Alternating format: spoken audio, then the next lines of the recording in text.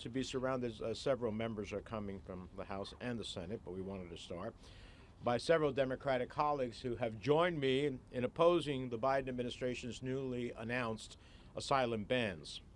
Today, we sent a letter signed by nearly 80 members of Congress from both chambers, which express our concern that President Biden is reversing his promise to restore access to asylum at our southern border. Our letter, which was co-led in the Senate by Senators Booker, Lujan, and Padilla, and in the House by Representatives Ocasio-Cortez, Grijalva, and Casar, condemns the administration's expansion of Title 42.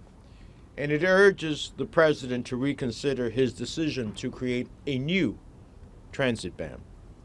Now, we recognize that the United States is experiencing a difficult migration challenge at the southern border.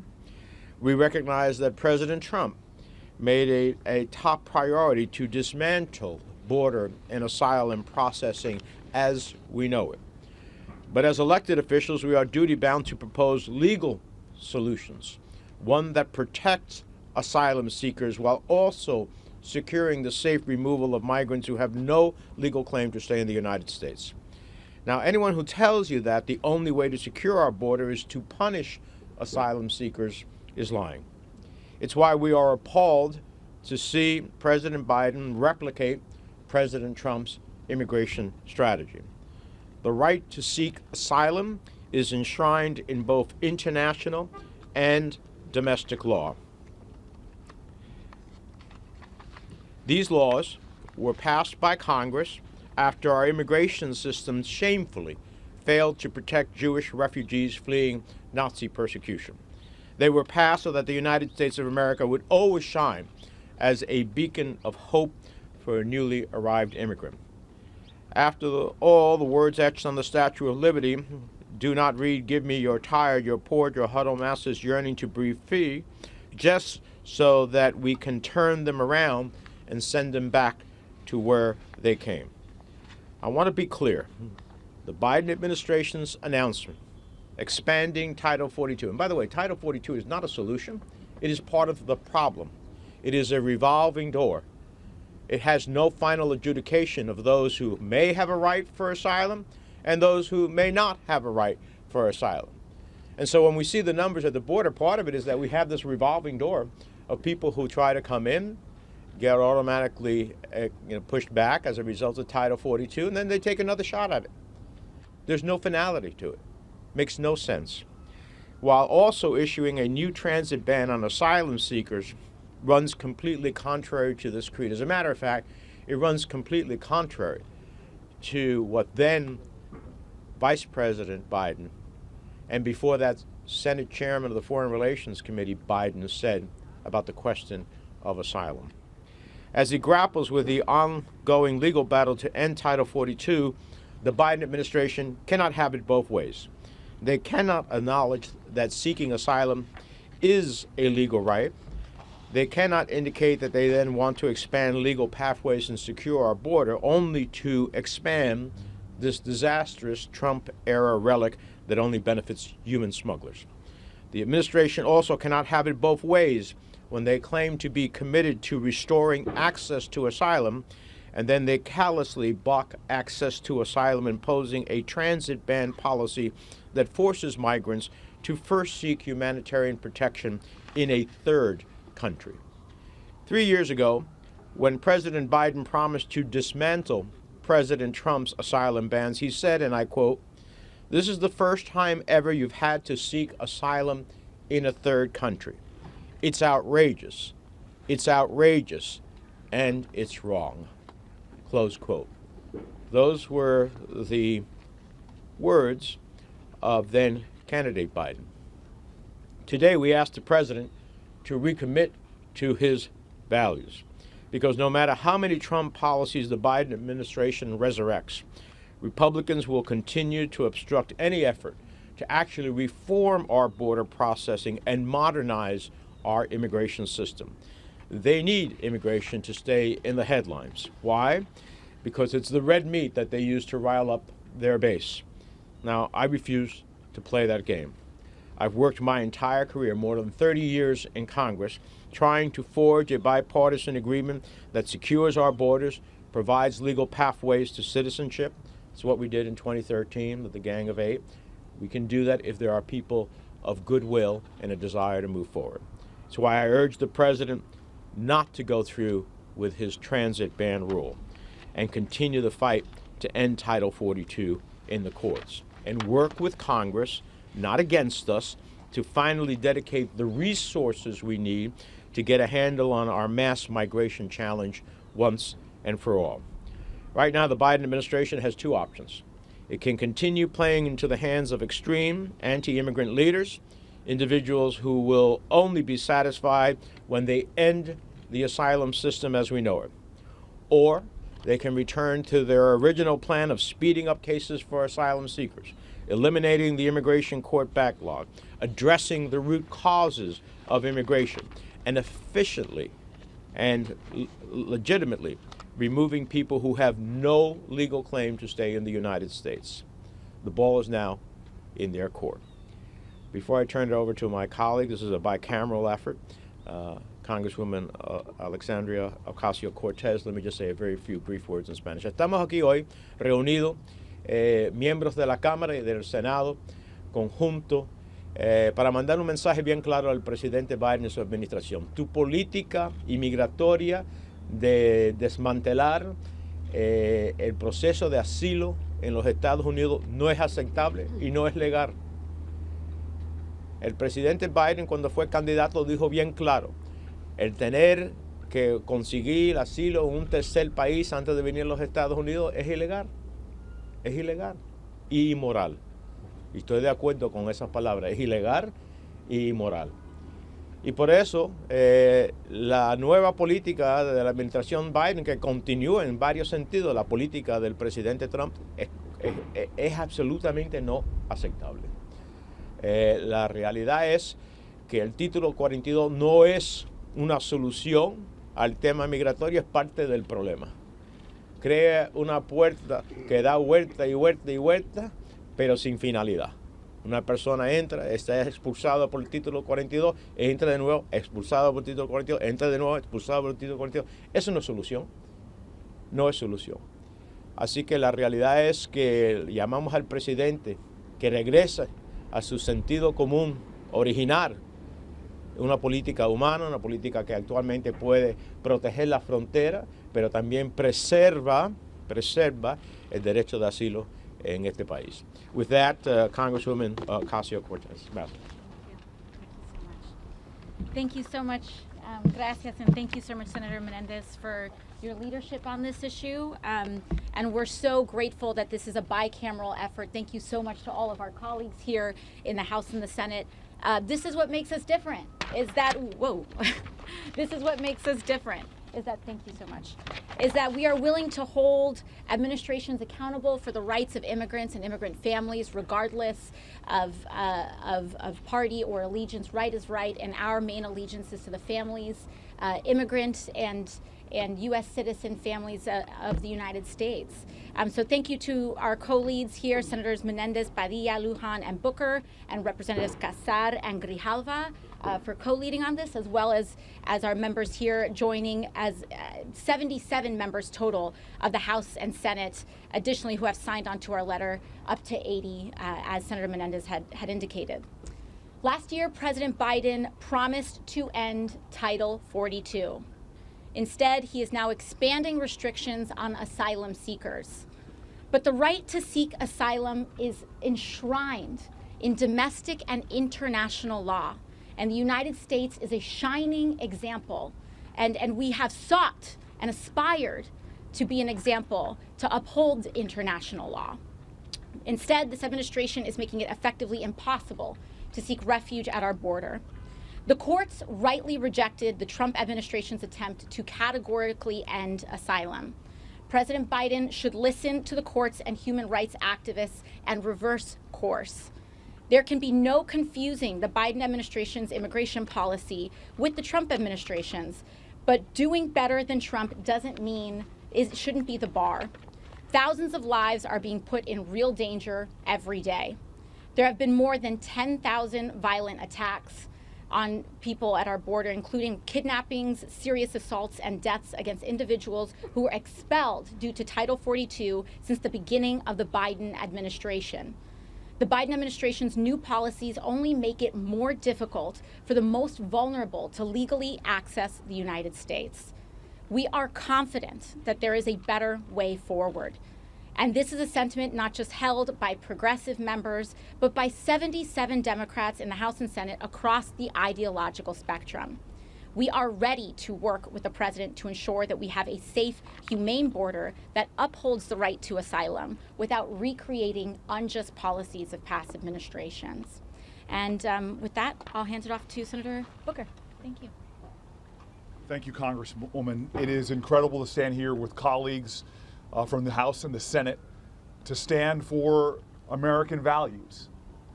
We are a country that does not adhere to our values only when it's convenient, whether it's freedom of religion, freedom of speech, the fundamental values that distinguish us as a light unto all nations for what great democracies are and who great people can be. We know our history. We are at our best when times are tough, that we don't abandon our common values, but we adhere to them more strongly. And yes, we have dark chapters, like when the St. Louis, during the Holocaust, sailed to our shores and was turned around, where folks were sent back to those horrors and many died. It was coming out of that history that we as a nation affirmed that our values, our ideals, our virtue would be made real in law, codified by our government, that we would say never again. And yet here we are now, when there is a global migration crisis, where we are seeing political persecution, religious violence, all across our planet driving a migration crisis. At a time in human history that calls for us as Americans, to be a light and a beacon for how to address these global challenges. We are seeing the extension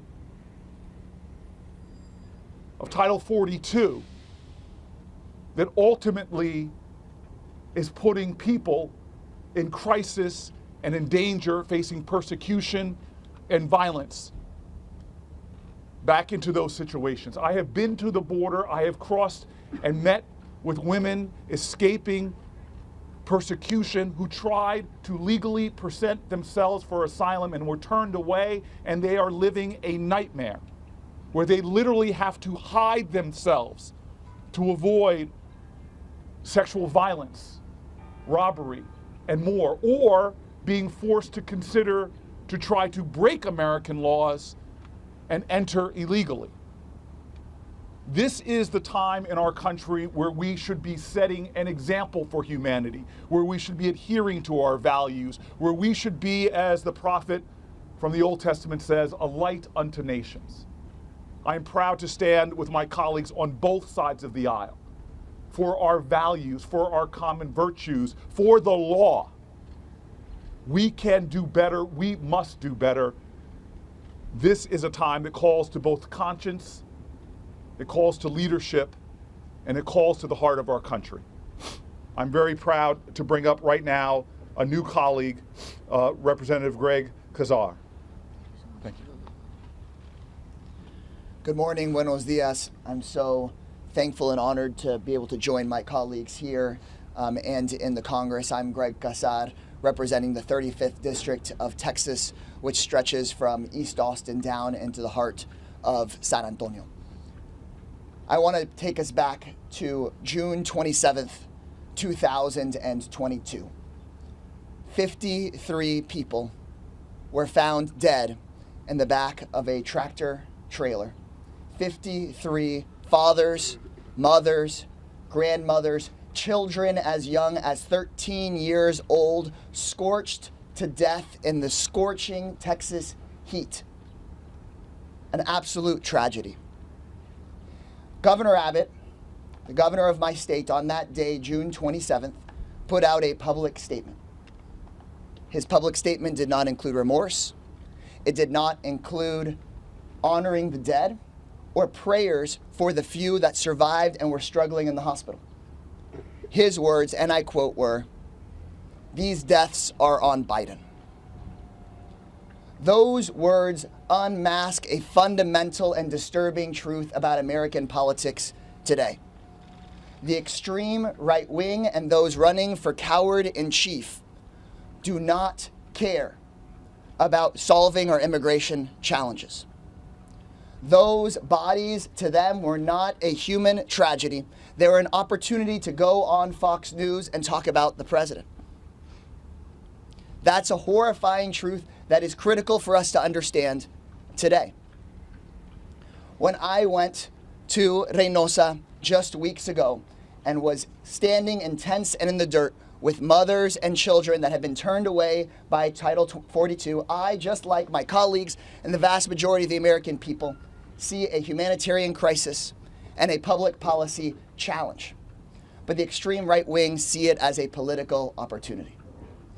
When my community in San Antonio is trying to help people fleeing extreme violence and disaster, a Western Hemispheric displacement crisis, when there's people sleeping on the streets of El Paso, we see a challenge to be solved.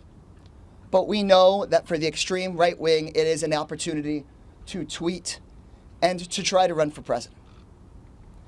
And so that brings us to this letter today and to our joint advocacy today. Because the expansion of Title 42 and the transit ban will not solve this humanitarian crisis. We're already getting reports from my community and other communities in Texas that it's resulting in fewer people coming through the orderly process of seeking asylum at the port of entry. But those folks that are fleeing disaster, that are spending night after night on the top of trains, crossing hundreds or thousands of miles, fleeing for their lives, will now be forced to risk drowning in the river, to risk crossing the desert, or to get in the back of a tractor trailer. It will not solve the humanitarian crisis. This decision has been driven by the politics of the extreme right wing and their media allies. That's the fundamental truth. But this will not solve that political challenge either. Because, as Governor Abbott so cravenly showed, whether you come alive or whether you are tragically dead, if there is a single immigrant searching for a better life in this country, those cowards will use it as a political opportunity, and the political attacks simply will not stop. Whether people are presenting themselves at ports of entry, whether they're in El Paso or they're in Laredo, whether they're coming and building a better life and making our state greater in places like San Antonio or Austin, if there is a single immigrant searching for a better life, the most cynical people searching for political power will continue their attacks. But there is a solution that people of conscience, Democrats, and anybody across the aisle that wants to work with us can bring forward that would solve the humanitarian crisis and address the politics, which means finally fixing our broken immigration system. Representative Ocasio-Cortez and I have not been alive. We were born after the last time this Congress and the president came up with real solutions and real pathways to bring people here in an orderly, safe, and legal manner to continue to construct and support this amazing country. Because people like my grandmother could come back and forth to safety to Texas and back to Mexico and back to Texas, we have members of Congress, we have doctors, we have teachers, we have a growing economy. We can solve this challenge, but we have to ignore the cynics and do the work of solving the humanitarian crisis and taking this political chip off the table. Amen. Thank you guys so very much. Thank you, Congressman. I don't see Congresswoman Barragan. Is she here? She's not yet. Not yet. So, our colleague, Senator Markey of Massachusetts. Thank you. Thank you so much. I was alive when the last bill passed. I was a friend of Senator Simpson. I was a friend of Congressman Mazzoli. They came across the aisle they came across the chambers to work together to find a comprehensive immigration policy. And they did so consistent with the values of our country and the understanding that immigration is what makes our country great. It is what has made our country great.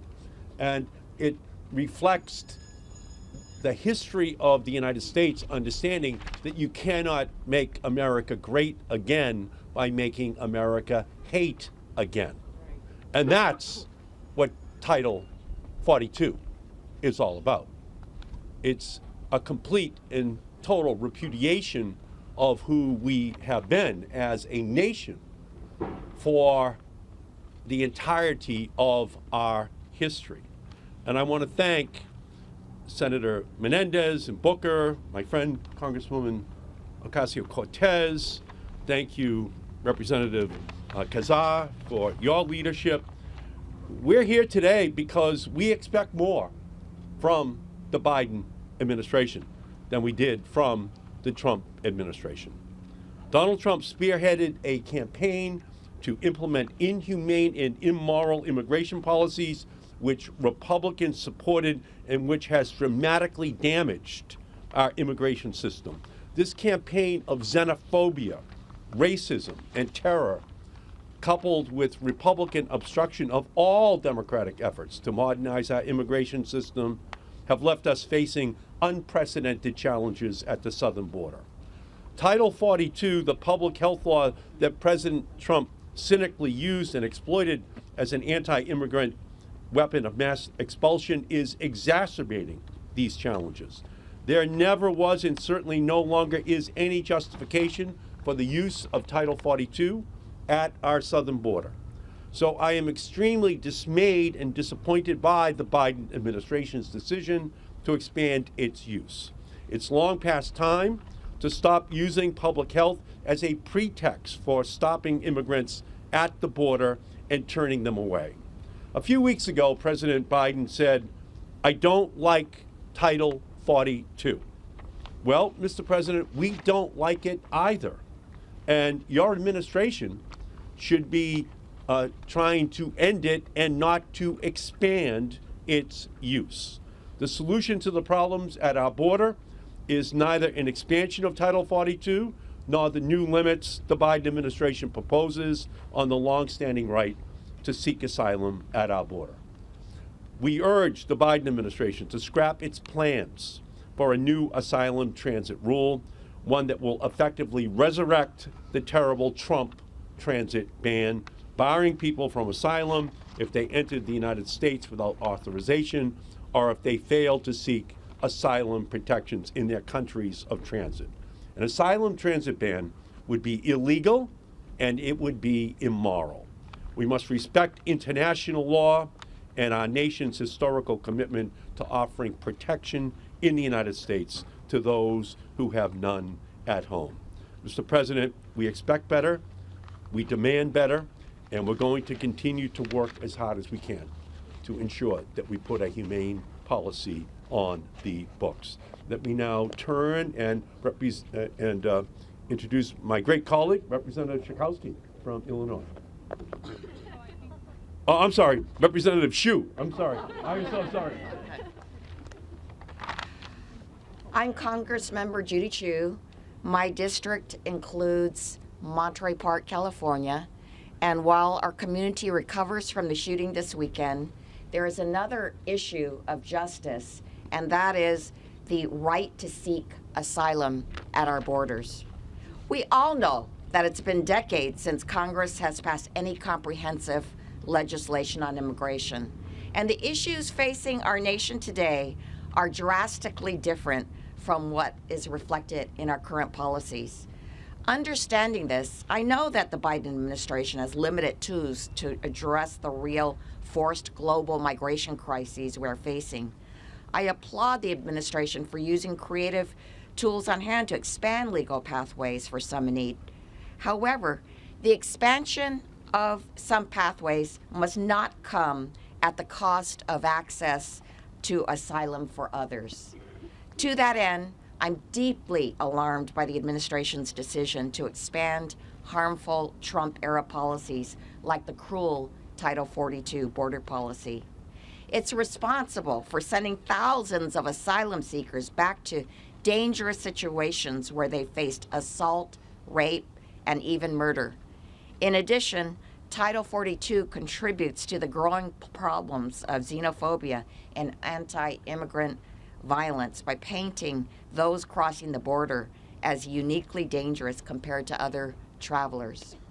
I'm also concerned with the proposal to revive the unlawful Trump asylum ban, which would block asylum automatically unless individuals first apply in the countries that they traveled through.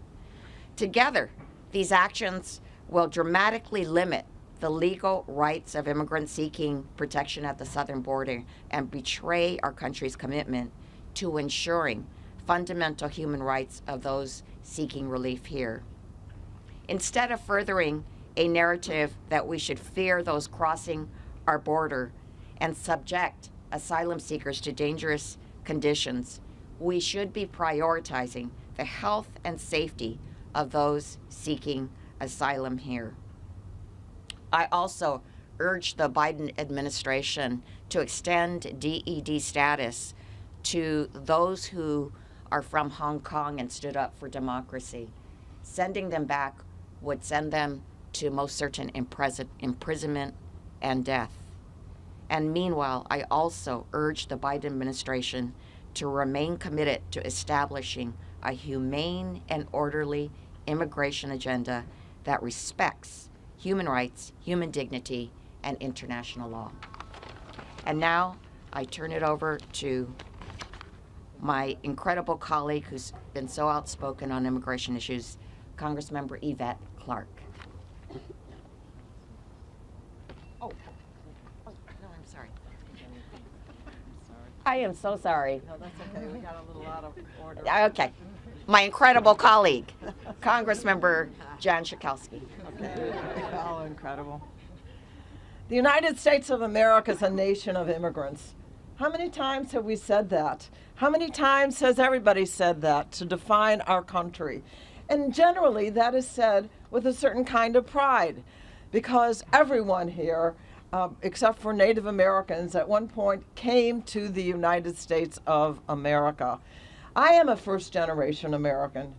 Neither of my parents was born in the United States. Both of them came with their parents as small children from Russia, fleeing the persecution against Jews in the last century, and have found a home and thrived in the United States of America. This is our country. But we define our country as a welcoming place for people. I live in a community, the district that I represent in Chicago, the 6th Congressional District, in many ways is a beacon for immigrants. We have people that come from all over the world. The high school that I went to years ago had a book just written about it called Refugee High. And programs are developed to welcome and to help integrate the students from all over the world. And here we are today, watching this humanitarian crisis at the border, one that doesn't need to happen. We are better than that because we can develop an immigration system. We certainly can make sure that the right to asylum, which is the law of the land, which is also international law, is abided by. We can absolutely figure this out in a way much better than Title 42 that says, no, you can't come here. You have to go back. Or, you know, we aren't going to allow you to even apply for asylum as legal as it is in the United States. So I join my colleagues today who have been so eloquent in their reasons why Title 42, the President of the United States ought to go back to his original commitment that said Title 42, which he has said is not a good policy, should be removed. And so I'm happy to join all my colleagues in asking the President of the United States to reconsider, to change that. We can do this. Thank you.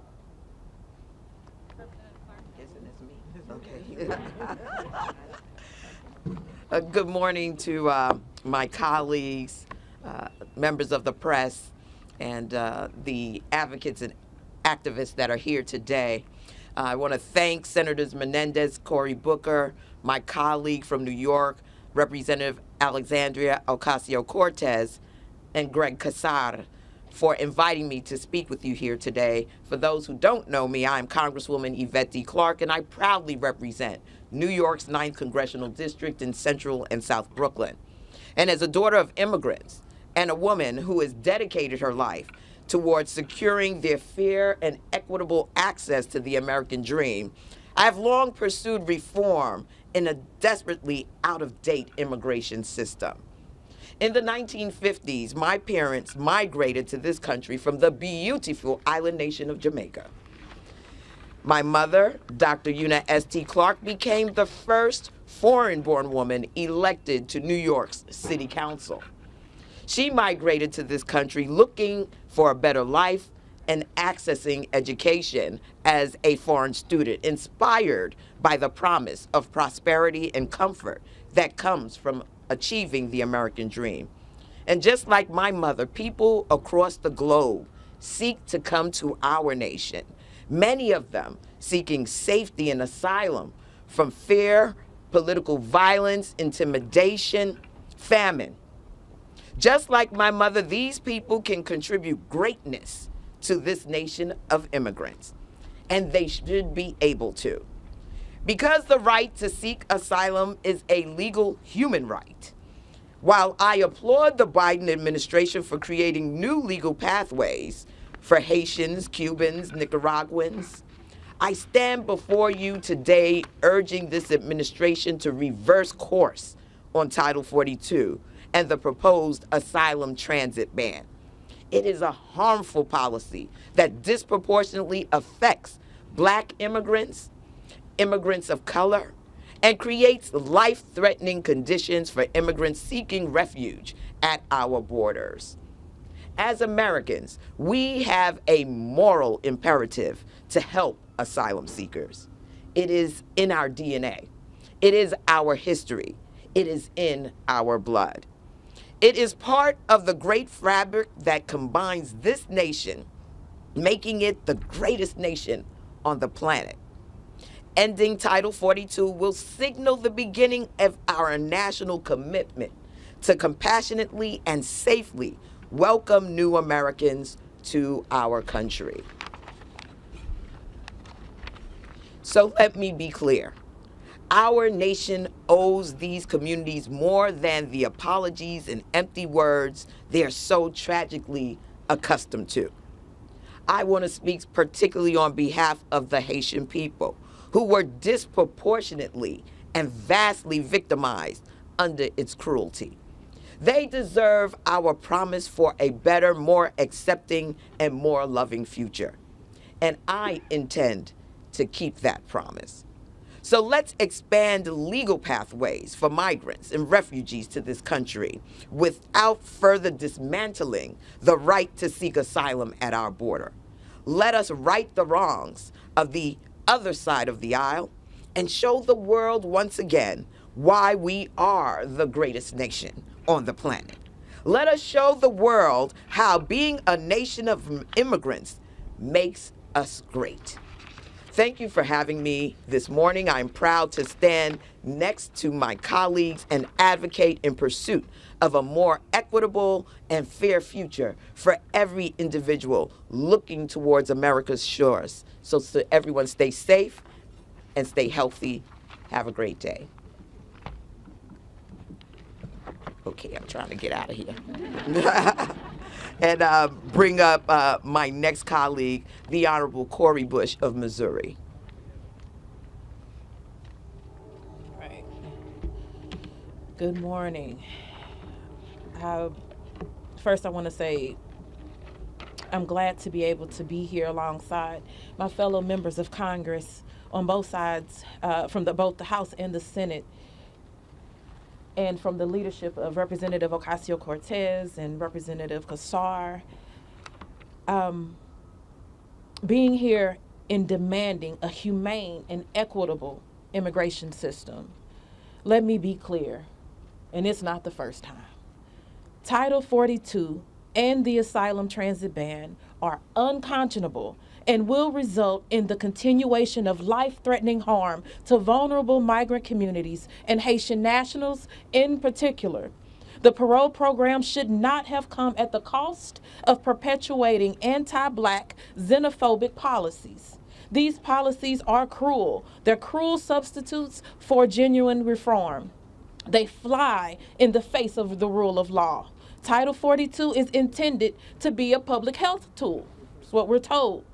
Does anybody seriously believe the administration is doing this to prevent COVID-19? It's a stopgap measure kept in place by far-right judges and expanded under this administration that denies the right to asylum by failing to address the underlying structural problems with our immigration system. And the asylum transit ban was repeatedly struck down as unconstitutional during the Trump administration. Why would this administration double down on this illegal and inhumane policy? How can it not see that the costs far outweigh any perceived benefits? Across the country, we see in Texas, Missouri, and other Republican states bringing a lawsuit targeting the parole program. They're not interested in fairness, not interested in balance. For these Republicans, cruelty is the point. And if they succeed in blocking the parole program, all the administration will have accomplished is the revival and the expansion of racist and harmful policies. I call them the merciless GOP. There's nothing moderate about being cruel to people because they don't have the same passport we do, or deciding their suffering is not as worthy as the suffering of people from another country. It's not just extreme and immoral. It's bad policy, and it doesn't move us any closer to solving the underlying problems in our immigration system. We can do better than this. We can do better than all three branches of the government, the federal government, utterly failing to establish a truly equitable, a truly humane immigration system. We can do better than treating people fleeing persecution like expendable pawns in a political game. We can do better. We can do better than Title 42 and the asylum transit ban. We can respect the dignity of immigrants. We can recognize the complicity of our government in the conditions that are forcing people to flee the countries that they love. We can begin to address this sordid history of espousing an immigration policy rooted in love and solidarity. What is that? We can enact the many legislative and executive proposals that my colleagues and I have been advocating for to address structural problems. We can build a safe, we can build a fair and orderly and just immigration system that all of us can be proud of. I look forward to working alongside my colleagues in the extraordinary immigrants' rights community to build this system together. Thank you. And now I'll turn it back over to my sister in service, Representative Ocasio-Cortez. Thank you. Corey brought it home. We'll just take one or two brief questions with respect to the topic at hand. I'll start here. Hi, just a really quick question. What are top congressional leaders like Schumer, Jeffries, are they signing on to this bill you're proposing, or a letter just kind of asking Biden to reverse it? Yeah, so this is something that the letter, I believe, is, I'm not sure if it's closed to signatories yet. It just closed, but this is something that we've been in active conversation with Democratic leadership. And I also want to add that this goes beyond just congressional leadership. We have governors in states across the country, including here in New York with Governor Kathy Hochul saying expand these legal pathways, make it easier for these folks to get work authorizations. Here in New York, we are ready to put people to work. We just need the administration to help us expand those pathways to let them do that. We can do this, and we can do this together. Thank you. Many immigration experts that I've spoken with have said, and I'm sure you all would agree, the asylum system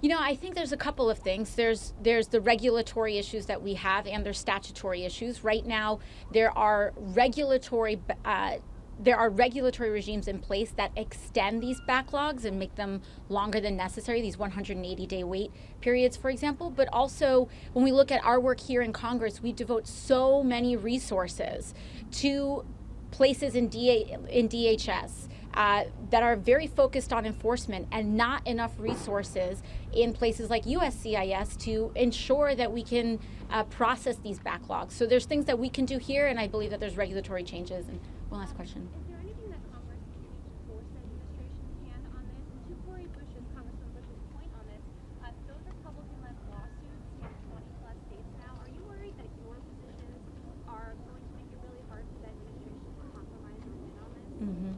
Well, you know, sorry, let me start with your first question. And your first question was, could you repeat that? And Congress can do anything to force the administration's hand? Well, you know, I think there's a couple of things. We have some wonderful new members of the House that may be joining the Oversight Committee with Representative Kassar, and as well as Cori Bush's excellent work, Yvette Clarke's excellent work in oversight through the process of sending letters to the administration. I think that one of the things that we can do, whether it's the Trump administration or the Biden administration conducting very strong oversight of the conduct of DHS, there still is a lot of outstanding questions that they have to answer. Congress does have the power of the purse, and while Republicans have control, have the majority right now, we also have a Senate majority. Democrats have a Senate majority, and I believe that we can be using our allocation of resources to not just push back against the administration, but to open these paths to citizenship and make it easier to process. Thank you.